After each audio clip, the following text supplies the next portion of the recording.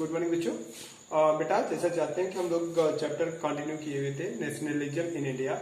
तो हम लोगों ने पिछले चैप्टर में 1929 का बच्चों 1929 के कांग्रेस की मीटिंग और हम लोगों ने पूर्ण स्वराज तक का टॉपिक कंप्लीट किया था। पूर्ण स्वराज तक का टॉपिक हम लोगों ने कंप्लीट किया था।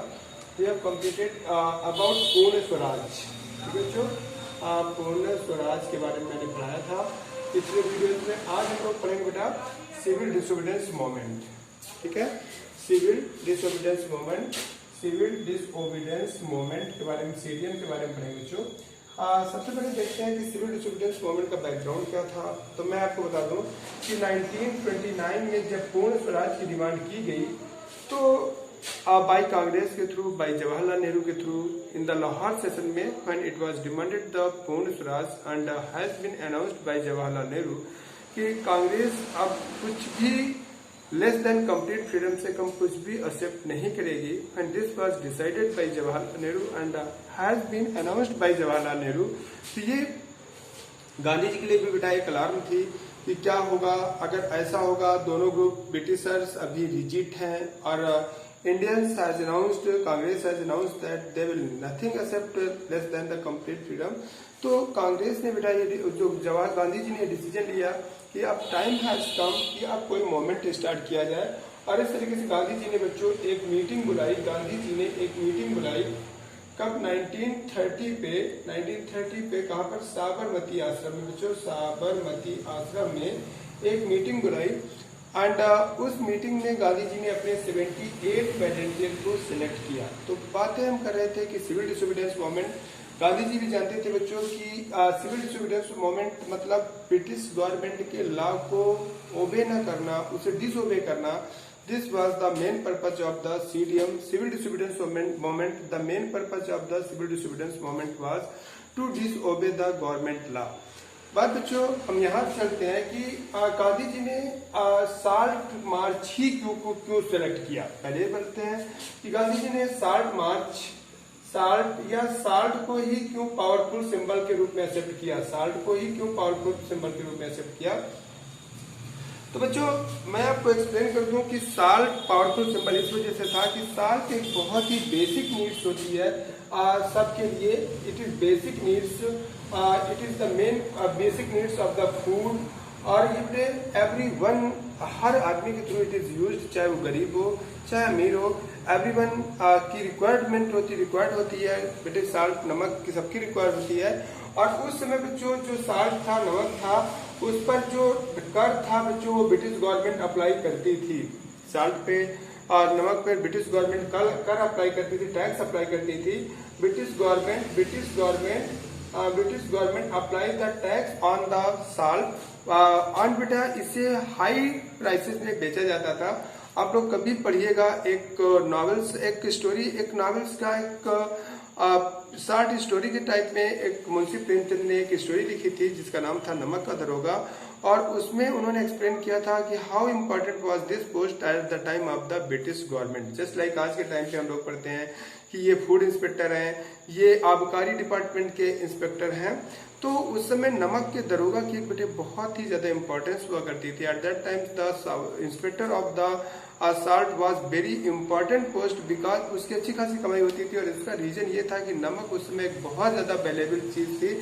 और उसका रीजन ये था कि नमक क्यों इतनी ज्यादा वैल्यूएबल चीज थी, बिकॉज नमक पर ब्रिटिश गवर्नमेंट एक हाई टैक्स इम्पोज करती थी और उसे हाई रेट में मार्केट में बेचती थी। और ब्रिटिश गवर्नमेंट का ये मोनोपोली राइट थी कि नमक बनाने का काम कोई नहीं करेगा बट इसे कंज्यूम तो सभी लोग करेंगे। Just like we can compare to this production with modern wine से कंपेयर कर सकते हैं बेटा। आज के टाइम पे तुम लोग जानते हो कि वाइन सिर्फ गवर्नमेंट बनाती है, सरकार गवर्नमेंट कभी ये नहीं किसी को रोकती है। अभी आप लोगों ने देखा था लॉकडाउन के समय जब गवर्नमेंट के पास पैसे कमी आए तो सबसे पहले उसने वाइन की शॉप भी ओपन किया था, क्योंकि एक बहुत बड़ा गवर्नमेंट के इनकम का सोर्स है बच्चों वाइन।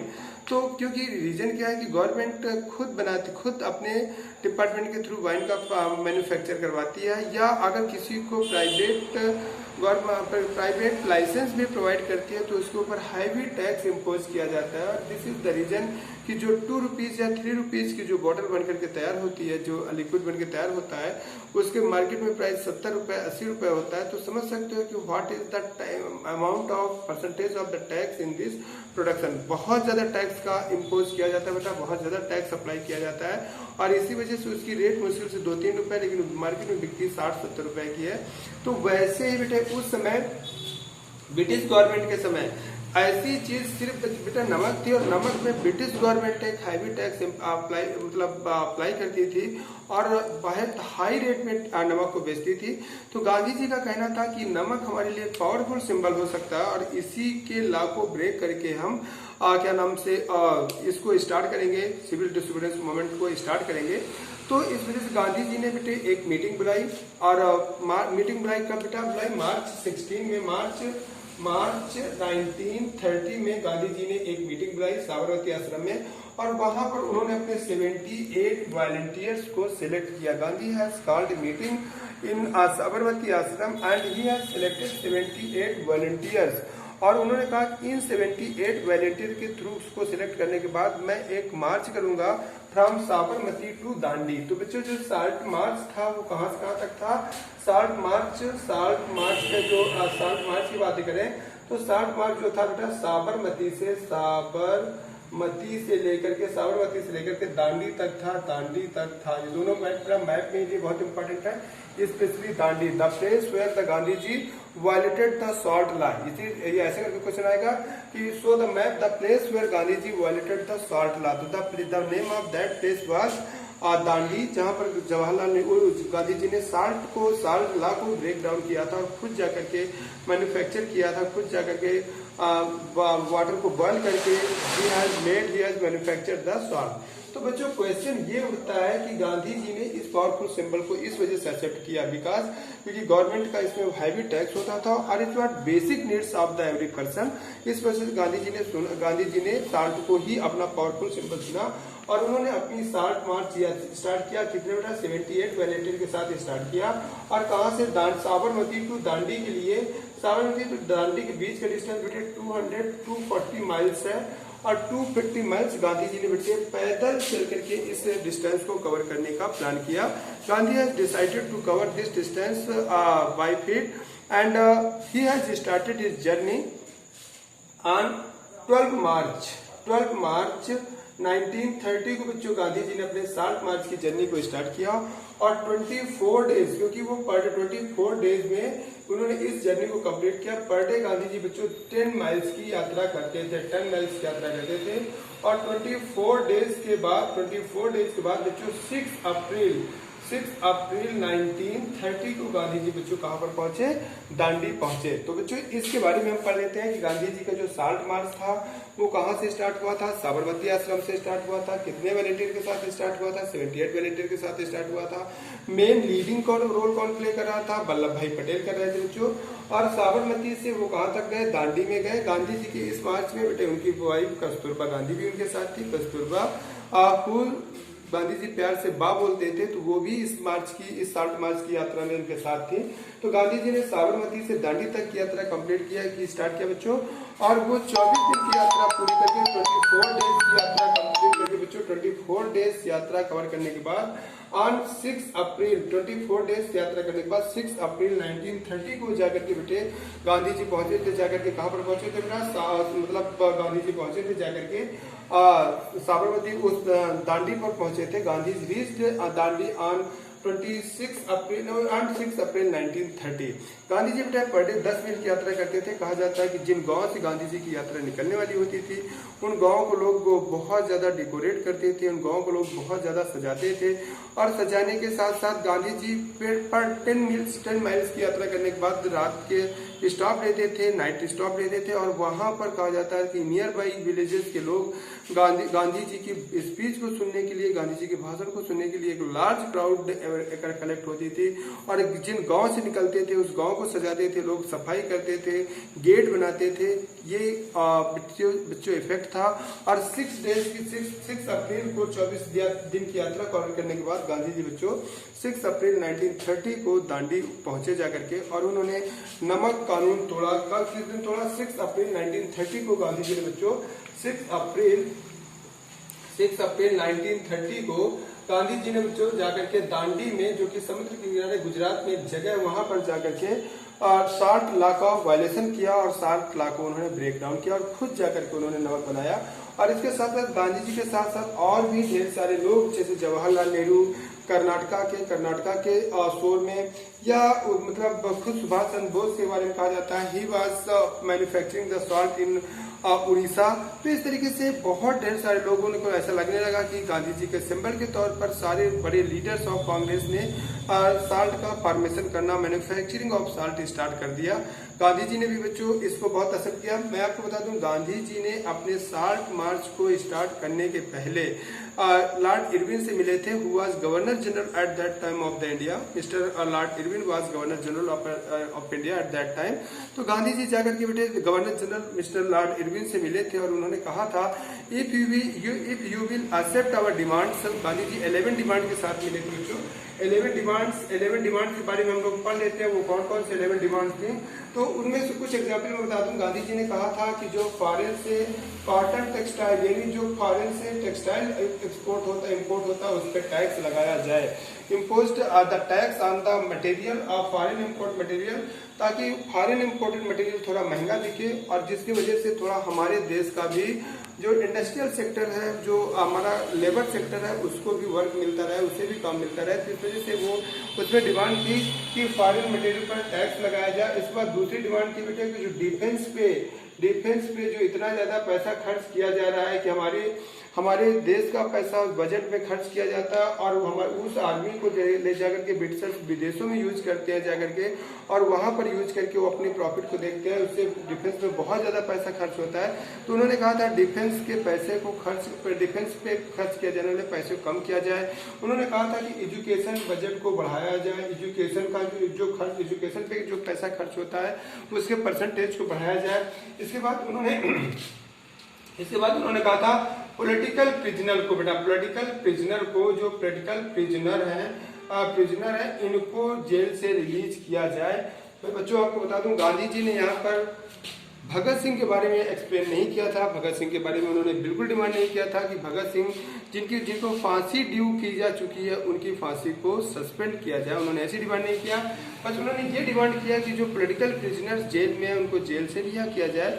कुछ ऐसी 11 डिमांड के साथ गांधी जी बेटे लॉर्ड इरविन से मिले और गांधी जी लॉर्ड इरविन से डिमांड किया कि अगर लॉर्ड इरविन उनकी इस डिमांड को मान ले रहे हैं, if Lord Irwin accepting this demand of Mahatma Gandhi, then it will sure that he will never hear the name of the civil disobedience movement. तो उनको सिविल डिसोबीडियंस मूवमेंट का नाम भी सुनाई नहीं पड़ेगा। He will never hear the name of the civil disobedience movement. बच्चों गांधी, लेकिन ऐसा नहीं हुआ। लॉर्ड इरविन ने गांधी जी के डिमांड को मानने से इनकार कर दिया। बच्चों लॉर्ड इरविन ने बिल्कुल एक्सेप्ट नहीं किया और लॉर्ड इरविन ने बिल्कुल रिजेक्ट कर दिया। Lord Irwin has rejected the demand of Mahatma Gandhi, 11 demand of Mahatma Gandhi. Result क्या हुआ कि महात्मा गांधी के सामने अब मूवमेंट स्टार्ट करने के अलावा कोई दूसरा ऑप्शन नहीं था। तब महात्मा गांधी ने 12 मार्च, जैसा कि मैं पीछे बता चुका हूँ, 12 मार्च 1930 को गांधी जी ने सिविल डिसोबीडियंस मूवमेंट की स्टार्टिंग किया। सिविल डिसोबीडियंस मूवमेंट की स्टार्टिंग किया। ओबीडियंस मूवमेंट की बेटा स्टार्टिंग किया। कहाँ से किया? साबरमती आश्रम से किया। और किसके साबरमती आश्रम से कहाँ तक के लिए? दांडी तक के लिए। कितनी दूरी? 240 माइल्स की दूरी को गांधी जी ने पैदल कवर करने का डिसीजन लिया।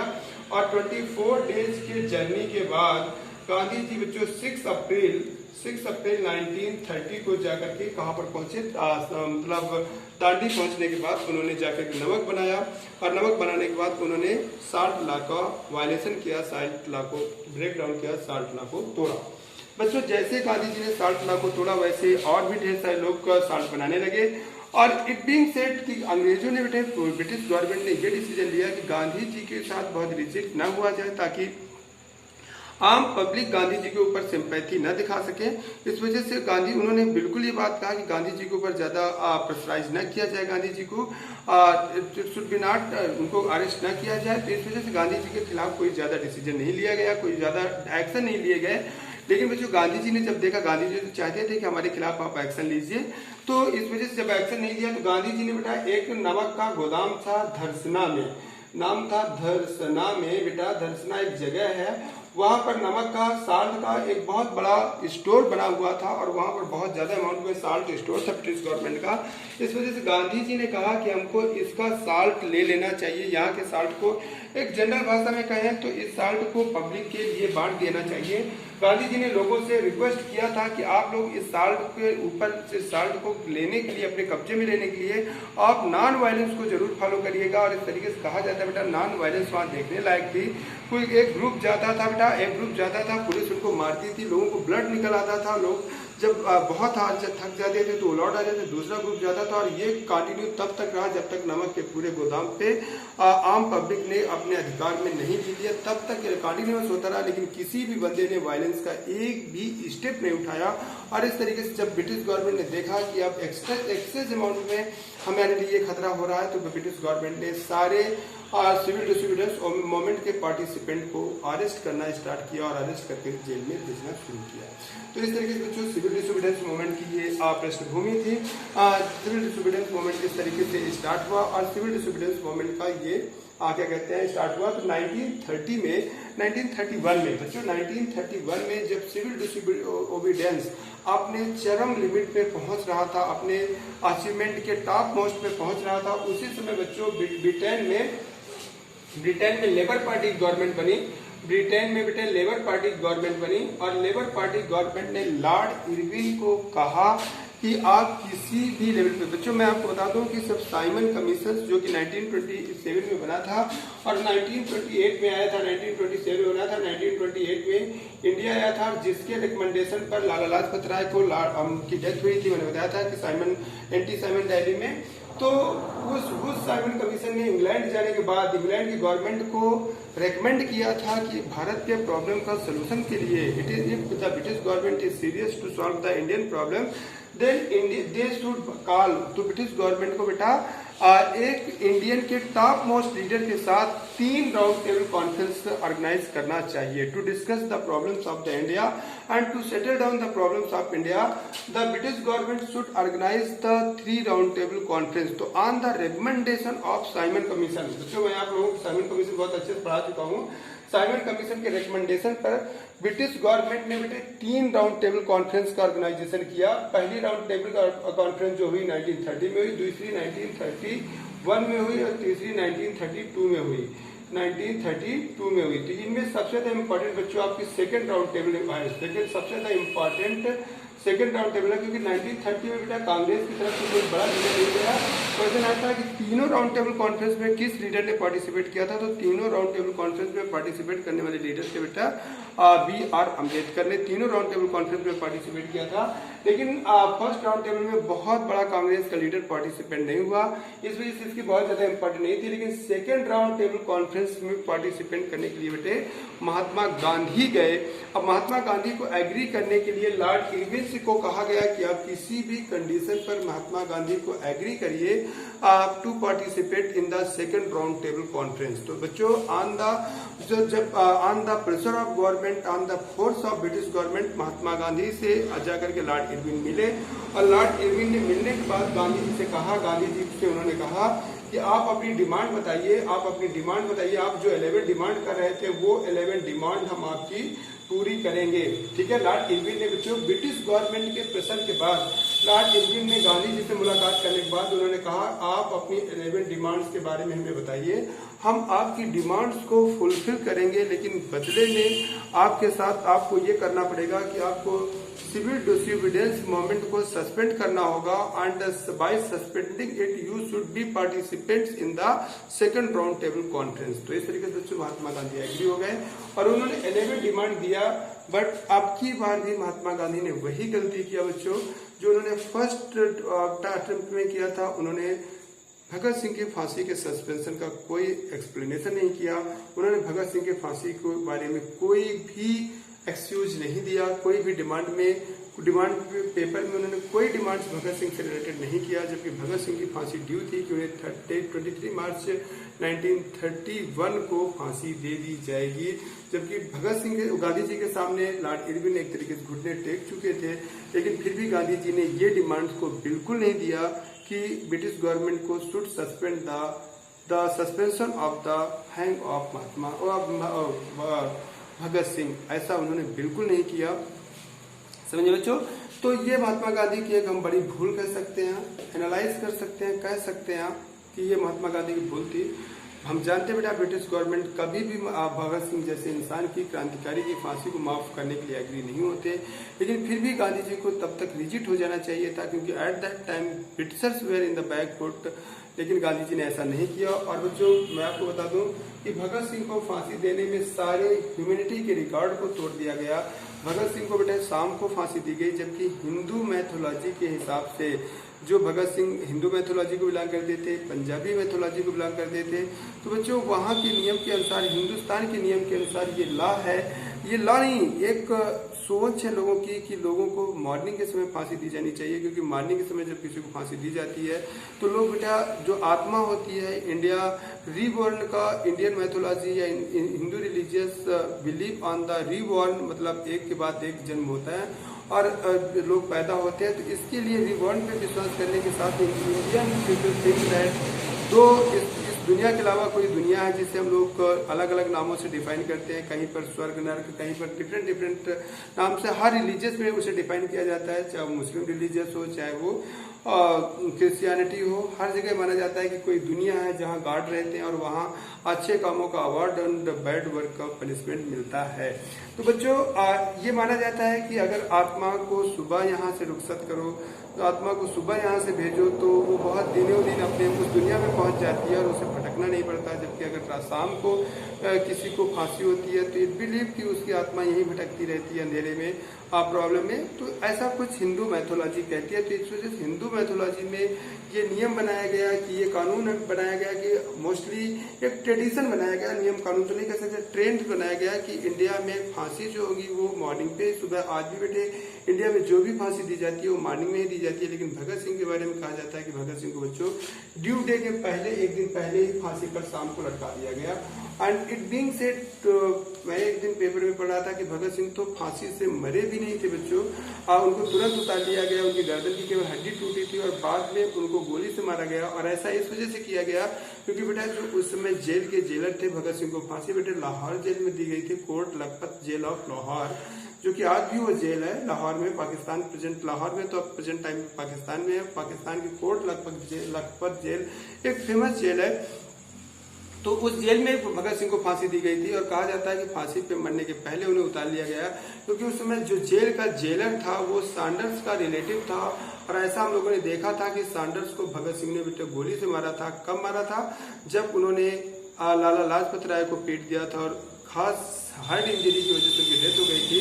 तो सुखदेव राजगुरु के साथ मिलकर के जाकर भगत सिंह ने बच्चों सैंडर्स को गोली मार दिया था।